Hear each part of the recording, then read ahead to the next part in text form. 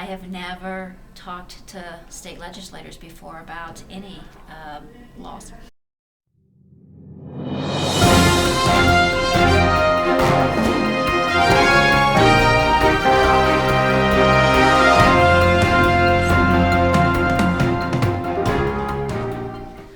Hi.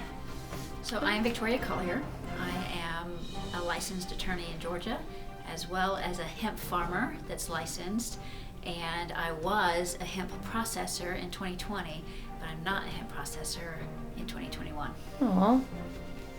So what happened was in 2020, when the hemp bill was passed and we were able to grow for the first time and process hemp for the first time, the original bill called for hemp processors to apply at a $25,000 fee. But then the renewal was going to be at $10,000. And by the time the laws were effective and we could do our application, we were paying our $25,000 and applying in around October of 2020, which happened to be right around harvest time as well. Then the laws changed before the end of the year, increasing the renewal fee for processors up to $50,000 from $10,000. And so last year in 2020, there were 10 plus licensed processors. In 2021, there's only 4 processors. The new hemp bill, HB336, is scheduled to be read this Wednesday morning, February 24th, 8 a.m., 406 Coverdale. Because most of the processors from 2020 can't afford the renewal fee.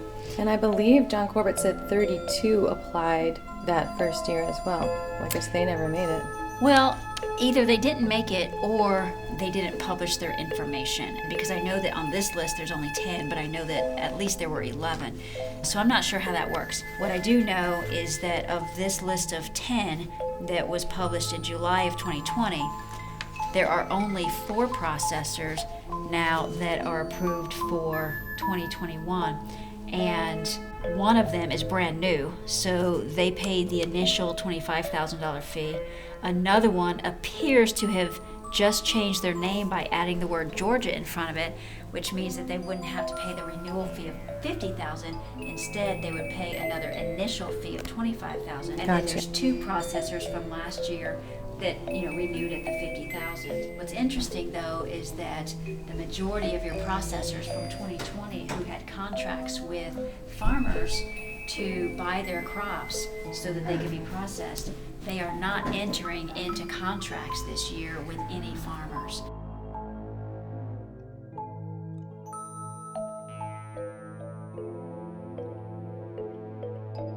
And part of that is because they weren't able to move their product, and secondarily, they haven't paid their farmers from last year. Oh my gosh. Many of them have not been paid. They're not taking new farms this year, which leaves farmers really in a bind, because either farmers won't be able to grow at all, because you need a processor under the way the current laws are written. You need a processor to get an affidavit saying that you have a contract with them from a farmer standpoint, and processors are not doing the affidavits for farmers. Or farmers have to go out of state and sell their material to out-of-state processors. Which is what you're doing.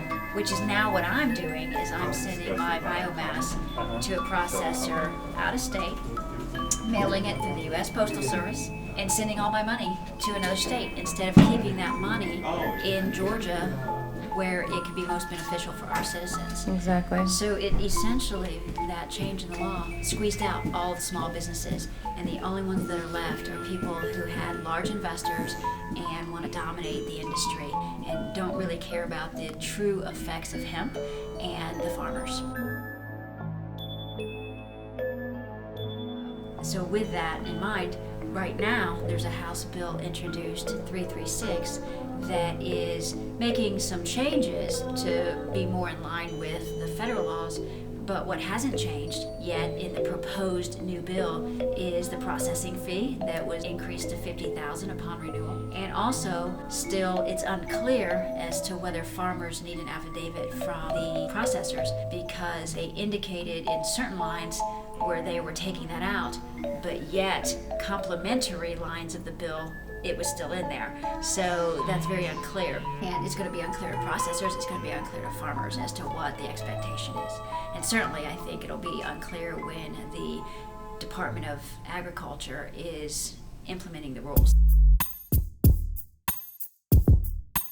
So what we are doing here is we are talking to our state representatives about how they can make effective change so that it not only helps the farmers, but broadens the base of processors so that there are more options, it's not a monopoly, and that we can actually truly have a hemp industry in Georgia.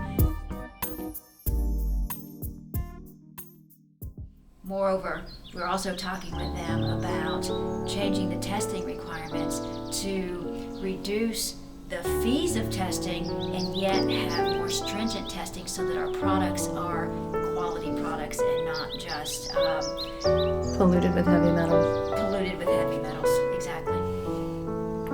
How do you feel about, is this your first time talking with legislators?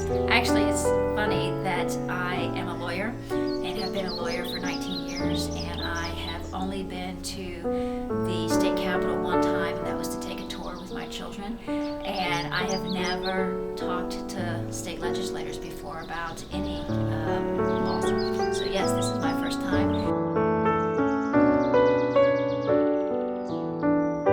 I was very nervous and scared, and I'm having a great time. The ones that we have met with so far that are on the committee that Who are they? are writing this bill or reading the bill, who we've met with so far is Representative Dickey and Representative Perkle, and they have been attentive, they have taken notes, they seem to be truly interested in what is happening in the fields, if you were. Do you feel like you're making a difference here today? I feel that if there are changes on Wednesday when they read the bill, then I will have made a difference.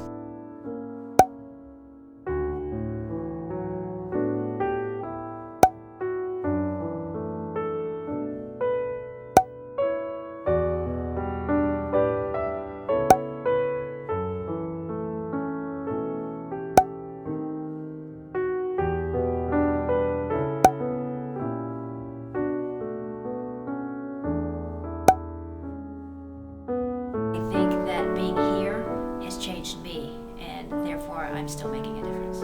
Yay! Recap. How you feeling? I am both exhausted and energized. Wow. By the time we met, we went to Gary Black's office. Victoria was like, "You really have no energy." Like, I was just talking to the guy. I was like, "Hey, can we schedule a meeting?" And like, I was just like, "Whatever. I'm just gonna keep going." It's like the energy's still in me, even though I'm not radiating. But after that yummy meal, I feel a little bit revived. Well, this has definitely been a marathon day. So now we can talk a little bit. What time is it? It's not even like 5 o'clock, I don't think. It is about 5:15. Oh my gosh, we have had a full day. Thank you so much for being there with me. Holy cow. I usually don't have someone with me. I just wanted to make note of everyone we met with today, which I think was very successful, especially considering, yes, we did call ahead, but during this Hempdemic, there's no drop-ins allowed. That's a new rule, by the way. So on the one hand, I think it does make them a little bit more diligent with making appointments. But on the other hand, once you're down there, it's kind of like, I kind of have to try to explain to them, look, this isn't my job. I'm only here one day out of the week. I mean, one day ever. So, like, while I'm here, it'd be really great if I could talk to this guy about the bill that's going to be voted on in a couple of days. But anyway, I think what we've done is we've taken this really like this really simple little bill that John Corbett seemed to have just put down like nice and quietly just to change some language, and we kind of made a little bit of an explosion about it in saying, yo, we need to make some changes. Victoria did an amazing job explaining the issues of that processing fee. And we met with, okay, just to recap, we met with the man himself, the chairman of the Ag Committee, Chairman Dickey. And he was super receptive, super attentive, super kind, and gave us a lot of his time. So we're pleased about that. I feel pretty pleased with almost everyone we spoke with. We spoke with him, we spoke with Perkle. And by the way, Clay Perkle, after we explained to him how many farmers have had a hard time this hemp season, he said, why haven't I heard from them? And then I said, do you know any hemp farmers? And he said, no. I said, well, you're talking to one now. We met with Mike Cameron for a moment. I basically made this list of everyone in the Ag Committee. And there were so many. 1, 2, 3, 4, 5, 6, 7, 17, 18, 19, 20, 21, 27, 28, 20. There's almost 30 people is a lot. on this Ag Committee. We didn't speak with half of that, but we did leave our handout with at least half of those people, at least, because we made 17 or 18 copies altogether and they're all gone. So there you go. So we met with about a fourth and left our handouts with about half. I think that's pretty good. We met with Perkle, we met with Dickey, we met with Matthew Wilson, and my rep, Mary Margaret Oliver, and we met with Mike Cameron, and we met with Mrs. Thomas, Mandisha Thomas, and Ms. Sims. we met with, Freddie Sims. I guess she's not on the Ag Committee, but she's on the Senate Ag Committee, and so she's also featured in Hempdemic, so we wanted to talk to her, and she had a lot to say, too. We spoke She's all about the hemp industry. we spoke with Mr. Gilliard. Yes, we spoke with Rep. Gilliard, who was one of the co-sponsors of H47, even though he's not on the Ag Committee.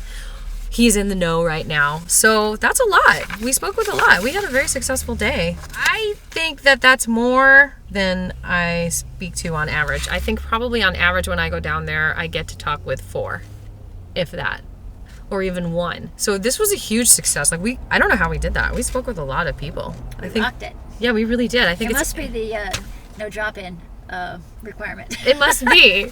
Like, we had, like, serious, like, intentions, and it was so quick. The universe likes speed. I just found out about this on Tuesday, and I was like, do I try to go to the meeting on Wednesday? And luckily it was tabled, as you saw in the last video. And it's Thursday already. Victoria messaged me. She was like, you know what? Get me a meeting with these guys. I want to talk to them. And I was like, really? So I called Lee Goff, who is the assistant to Robert Dickey, and I was so surprised that we got a meeting for the very next day at 9:15 a.m.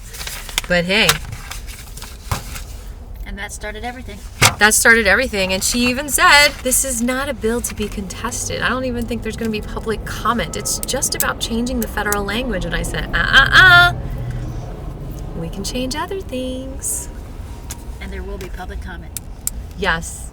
Hopefully they'll take some time and rewrite it, but anything else? What was your favorite part of today? My favorite part of today was just seeing how the process works because it is all new to me. And so I got energized with each new person we were able to see that kept me going throughout the day. Nice.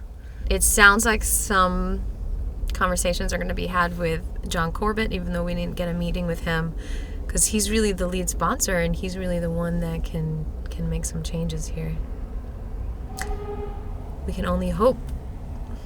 And I have a new thing that I learned is that pens do that. I didn't know that you can use the clip to actually put it up and down. That's really exciting to me. Yeah. Is that the favorite part of your day? That is my favorite part. Is that okay?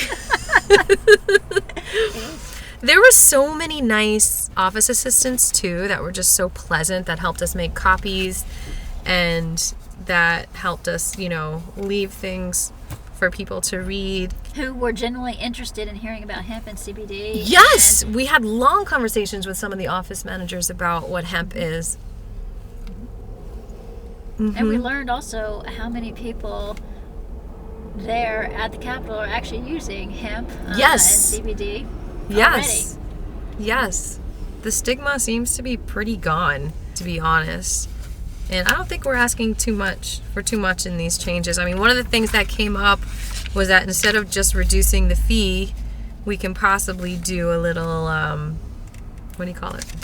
Brackets?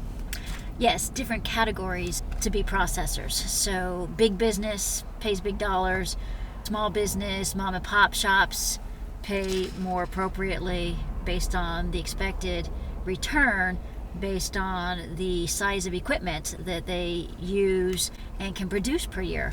Somebody who's only going to be producing for self-use or farmers market kind of sales to really just supplement the income to their already family farm shouldn't have to pay the same amount that big investors and big corporations are paying for multi-million dollar businesses. It's just unequitable to believe that the family farmer should have to pay $50,000 like a processor who receives $3 million from the state, for example, and has also, large investors in their pocket. And the small family farmers, whatever bracket they're under, whether it's, 1,000 or 5,000 is still way too much in my book. But that's where we can lump the fiber and the food croppers because, they're not making the money that CBD is potentially making on this crop. But hopefully we'll get some language change so that, we can even just package up the raw stuff because that's the education needed for sure. Yeah, I feel successful. I don't think nothing's going to happen from this. I think something's going to happen from today. I think we lit some fires. I think we did more than spark the conversations. I think it's been an effective day. I do too. I'm excited to see what happens in the next few days. And I hope we get a meeting with Gary Black. So We stopped by his office also. yes, that's when I was really exhausted. I was so hungry, I guess. It was a long time for me not to eat. Usually I'm eating all day long. But yeah. Write your legislators and tell them that this is our chance to amend the Georgia Hemp Farming Act and make it better for our people. For all Georgians. Otherwise, we'll have to grow in Florida and process in Florida. We want to keep the money in our state and our national parks. Do we have any national parks here? We must. We must. We're going to find out. All right. Thank you. How do you dress for the Capitol, Aviva? Well, I am glad you asked that because it is important that you wear something that you feel empowered in. Like underneath that sweater, you couldn't really see it, but I am wearing this Eat More Hemp shirt, which basically aligns with my feelings of what I'm there for. And underneath that, to help me feel, even a little more powerful, I was wearing my Wonder Woman tank top and my Supergirl little underoos things. Because, you know what? Sometimes you gotta feel like you're a superhero when you're talking with the legislators. Know what I mean? Well, I sent letters to all of the reps, and after the committee meeting tomorrow, it might be voted on. And so I also wrote to tons of people in the media. Will they tell this story or not? Y'all know, and you've heard it many times, that this governor is very concerned about some of the restrictions or limitations on small businesses. His passion is making Georgia the #1 state for small business. And former Representative Scott Hilton and the Georgians First Commission spent almost an entire year looking through the code section for laws exactly like this. That is one more grain of sand on the beach that could impede a step in the direction of a very small business of less than 3 employees. I would say that we just need to be very cautious about the number of grains of sand that we put on the beach that could prohibit the entry into one of the high demand fields that this state has. We have everyone in the Ag Committee, and there's a lot of them. Misrepresent.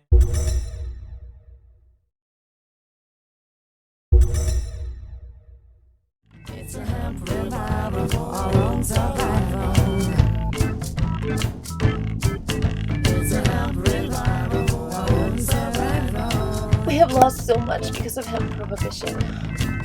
Yeah, it's getting there. Yeah, absolutely. Hempdemic 2020 docu-songwriting.